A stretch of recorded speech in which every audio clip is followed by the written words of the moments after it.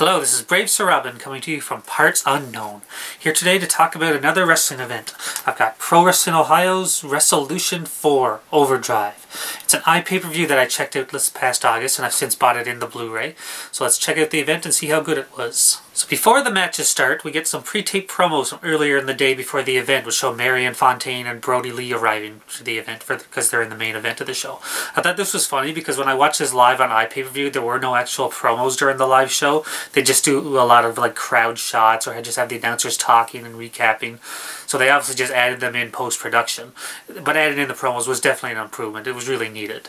So the first match we start off with is some three-way action with the PWO TV champion Bobby Beverly defending the title against Michael Facade and Jason Gorey. Normally I'd complain about having two of the same gimmick match on the show, but originally this was supposed to be a four-way match involving Shima Zion. But at that time he just signed with TNA and got pulled from this event, so I'll give them a pass due to the circumstances of that.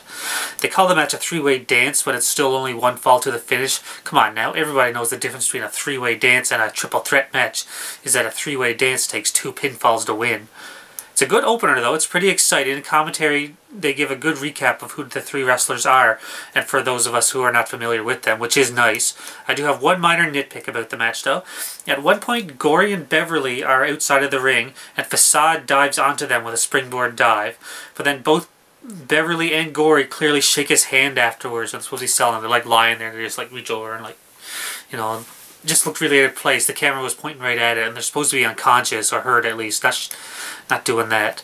The ending sequence though was pretty cool. Though both Gorey and Facade, they both nail moves on Beverly, and then Facade hits a nice German suplex and then attempts to get a pin, but while the ref is counting, Gorey kicks Facade right in the nuts and then pins Beverly and wins the PWO TV title. And it also advances the storyline of the Dead Wrestling Society obtaining all the PWO singles titles before their leader Crimson wrestles for the PWO heavyweight title in this show's main event.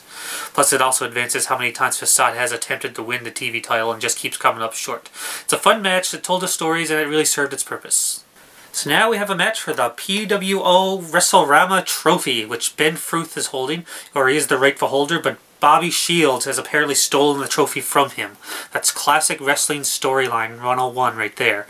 So Fruth, he plays the role of the lucky underdog and attempts his main move, which is called the Fruth Roll-Up, which Shields does counter and bullies Fruth throughout the match, and eventually he has Fruth backed into the corner, then spits in his face, and this fires up Ben Fruth, who then unloads onto Shields. Shields does regain his advantage though and ends up nailing Fruth with a nice Falcon Arrow, and while making the pin he pulls Fruth's shoulders up before the count of 3. I wonder if that's going to backfire on him. Shields then attempts a gory special and slams Fruth with it, but then only covers with 1 foot. Then Ben Fruth kicks out. Surprise, Shields picks him up and attempts the move once again. This time Fruth slides off and wins with the Fruth Roll-Up. So the underdog comes up, overcomes the cocky bully and wins back his trophy. A quick little match, served its purpose again, and you really can't complain about it. So next up we have some women's action with Portia Perez facing off against the rookie from the ROH Trading Academy, Veda Scott, who is wrestling with a sort of nerd girl gimmick. I've already made it very clear that I am a fan of Portia Perez, and I know that she is a good wrestler, but Veda's inexperience really shows in this match. I'm not saying she's bad, but I think it's really a mistake to have her play the aggressor in this match, because it causes her to be the one who's mainly in control, and it really should have been Portia playing that role because she is quite good at it. There is a spot near the end of the match that looked like almost could have been a fuck-up where Portia hits Veda with a bulldog and seems to attempt a DDT but doesn't get enough grip, so she just ends up falling on her back and it looks really bad. But Portia quickly recovered the spot and they quickly went to a submission ending with Portia using a crossface for the win. It goes to show the skills of Portia to keep the match going after what seemed to be a mix-up, rather than both wrestlers getting confused and not knowing what to do, like I sometimes see a lot in the indies with a lot of inexperienced wrestlers. I think the match would have been better if they let Portia play the heel and let Veda play the young face, but with the roles reversed, it just seemed both girls kind of seemed out of their elements. So now it's a match between former tag team partners, between Corey Winters and Cursed, who used to be known as Eric Ryan until joining the Dead Wrestling Society, the major heel stable in this federation.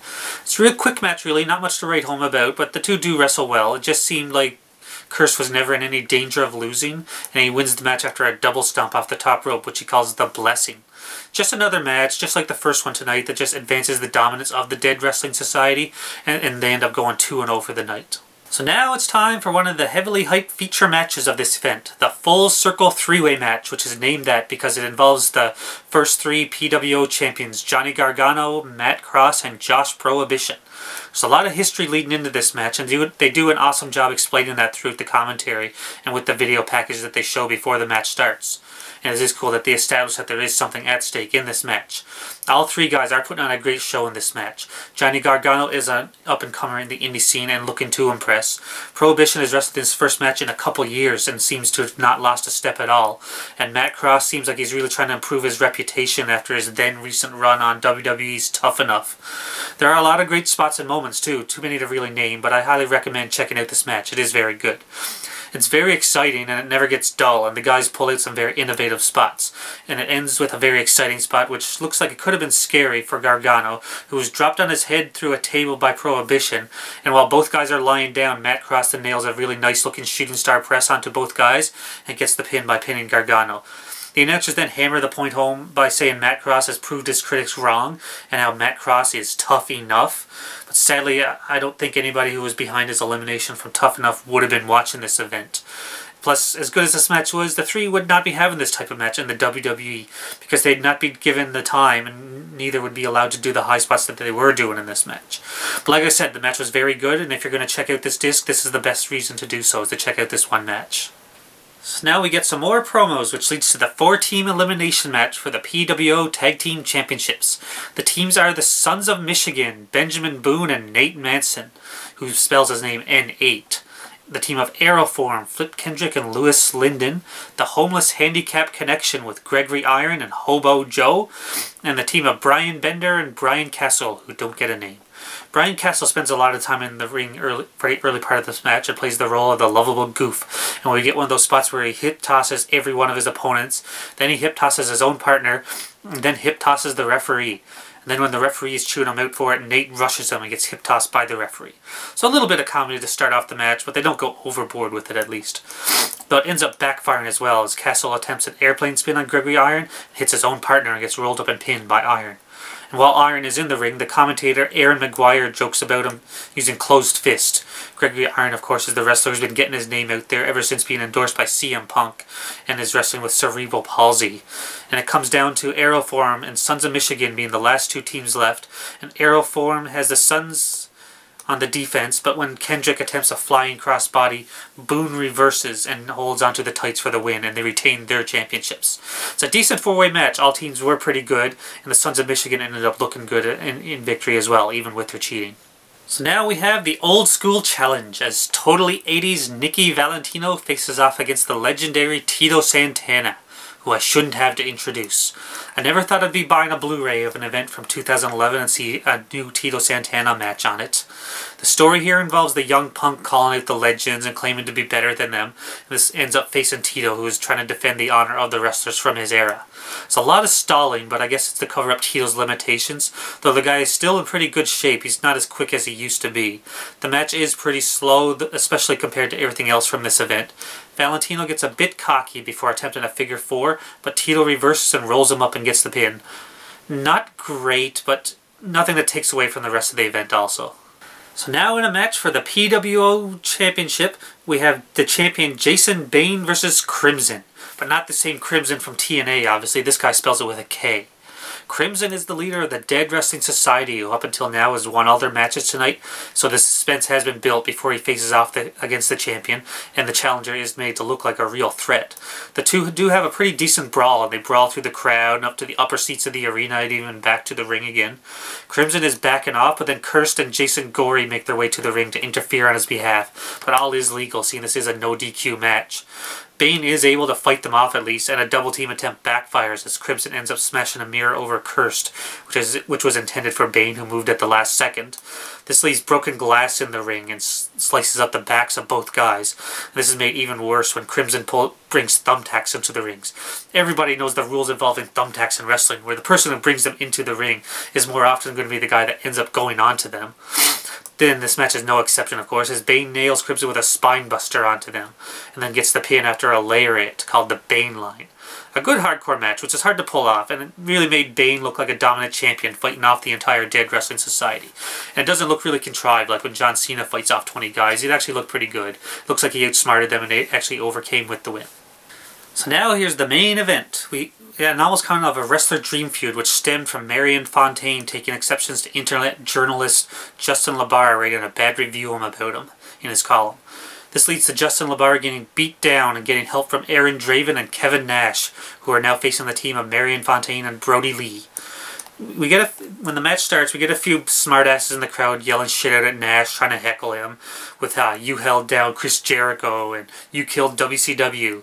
There's always one, of course, but Nash just smirks and shakes his head. I do like that throughout commentary they tried to establish Brody Lee as a threat and try to call him the new Nash, and how Brody and Nash are the only two that are able to negate the other, and usually it is Brody that is able to hurt Nash enough so that the Weasel Fontaine can't take advantage and try to beat him. But Nash keeps recovering, of course, and Aaron Draven... He keeps recovering, of course, and Aaron Draven's in the ring for most of the action anyway. And of course, eventually the faces overcome, and they overcome the heel's dastardly tactics, and Nash hits Fontaine with a jackknife powerbomb, and then him and Draven do the Dudes with Attitude spot, where Draven climbs onto Nash's shoulders and jumps off with a splash to get the win for his team. Not a bad match. Nash pretty much just stood to the side and let the others take the spotlight and do all the work, and only did what he needed to. Take that however you want. If anything, I would have liked to have seen more of Nash and Brody Lee in the ring together, but the match was still okay. Nash, of course, would be back in the WWE only weeks later after this. So there's my review of Pro Wrestling Ohio's Wrestleution 4 Overdrive. It was a pretty good event. It's one of those shows that could have really went under the radar. It's just something that I just happened to check out on a whim, but I actually wasn't disappointed and I did enjoy it a lot. Enough that I went and bought the Blu-ray, which you can check out the awesome production of here, only in indie wrestling, of course. There's some really good matches on there. I highly recommend checking out the three-way match between Johnny Gargano and Matt Cross and Josh Prohibition, and even the match between Jason Bane and Crimson was pretty good. The main event with Marion Fontaine and Brody Lee versus Kevin Nash and Aaron Draven wasn't great, but it wasn't horribly bad either. It's still passable, and even I'd probably call the worst match on here Nicky Valentino versus Tito, but it still wasn't that bad either. So that was my review of Pro Wrestling Ohio, Wrestleution 4, the main Overdrive. So make sure if you like this review, make sure you go and check out my other reviews, and as well as follow me on Facebook and on Twitter, and check it out, and make sure you leave us a comment and subscribe. So it's Brace Robin signing off. I'll see you later.